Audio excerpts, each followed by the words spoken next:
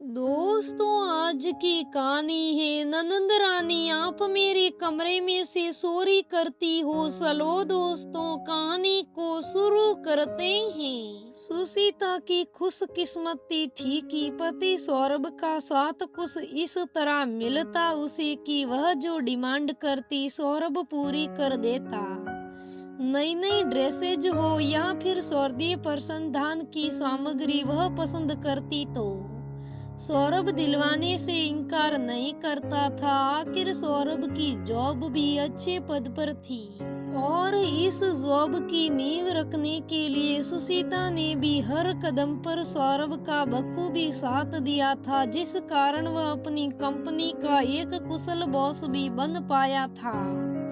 आर्थिक स्थिति की मार ज्यादा ना पड़े, इसलिए सुशीता ने अपने गहनों को भी उस समय बेच दिया था। उसके त्याग को मान देकर और पत्नी को खुद पर अधिकार देकर सौरभ उसकी इच्छाओं की कदर क्या करता था। वही सौरभ की बड़ी बहन सरोज के ब्याह को 10 साल हो चुके थे, लेकिन पति से उनकी अब बिल्कुल भी नहीं पट रही थी। जबकि कुछ समय पहले वह अपने पति की ही गुरूर में रहकर अपने छोटे भाई की परवाह भी नहीं करती थी। अब जब छोटे भाई ने खुद के कारोबार को स्थापित कर लिया तो सौरभ और सुशीता से करीबी बढ़ाने लगी थी।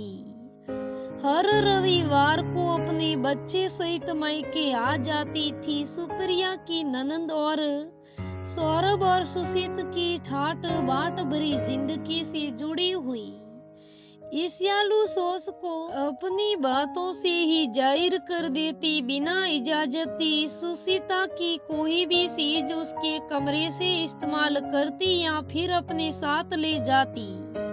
काफी दिनों तक सुशीता इसी इंतजार में रही कि दीदी कभी खुद की गलती को खुद ही महसूस कर ले तो इससे उनका सम्मान भी बना रहेगा, मगर ऐसा नहीं हुआ। एक दिन सौरभ ने भी अपनी दीदी से पूछा, दीदी आपको अगर जीजा जी कुछ कमी रखते हैं तो आप हक से अपने भाई से बता सकती हो।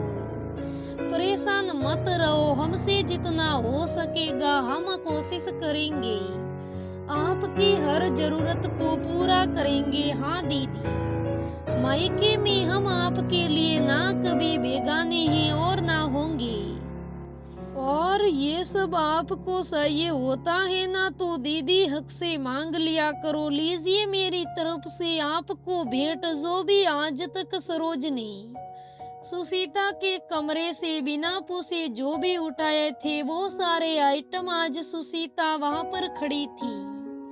मम्मी जी पापा जी के चले जाने के बाद एक आपका ही तो आशीर्वाद है हम पर, तभी तो हम बिखर कर भी संवर गए। दोबारा सुशीता ने कहा। सरोज अपने मन में उस कपट को आज पिघलते हुए महसूस कर रही थी, जो छोटे भाई और उसकी पत्नी के लिए वर्षों से उसके मन में डेरा डाले हुए थे। भवभीत सी सरोज ने सुशीता को आज पहली बार प्यार भरे दिल से मन में कसकर आलिंगन दिया था। आंखों में आंसू थे मगर होठों पर खिलखिलाहट थी। सरोज और बरबस ही होठों से ससाई फूट पड़ी। मुझे लगा था कि मेरे बच्चों को अपनी आलीशान जिंदगी में मगन होकर मेरे लिए तनिक भी चिंता करने की फुर्सत नहीं होगी, इसलिए मैं ही अपने हक खुद ही इस घर पर गलत तरीके से जता लिया करती थी। मगर आज तुमने बिना मेरा अपमान किए ही मेरे मन को बदल दिया है। इस खूबसूरत एहसास को यूं ही नहीं बोलूंगी मैं सुशीता, अब से बेझिझक हक से ही मांगा करूंगी जो भी जरूरत होगी। आज से तुम दोनों के प्रति मेरे दिल में वो परियापन का बुरा एहसास ही खत्म हो चुका है। बस यूं ही ये रिश्ते मेरे जिंदगी में बनाए रखना। बिल्कुल दीदी, यह कहते हुए सुशीता गौरवान्वित थी। पति के सहयोग पर ही उन्होंने खुद पहल कर अपनी बड़ी बहन का अपमान भी न होने दिया और रिश्तों को भी एक खूबसूरत मोड़ दिया है, जहाँ रिश्ते पर आपसी हक था मगर मन में कपट नहीं। तो दोस्तों, हमें ऐसे सुशीता की ननंद की तरह नहीं करना चाहिए। अगर हमें कुछ जरूरत हो तो अपने भाई भाभी से बेझिझक मांग देना चाहिए, ऐसे चोरी करके नहीं लेना चाहिए। दोस्तों, कहानी कैसी लगी मुझे कमेंट में जरूर बताइएगा। अगर कहानी अच्छी लगे तो लाइक करना, शेयर करना, मेरे चैनल को सब्सक्राइब करना। धन्यवाद दोस्तों, फिर मिलेंगे।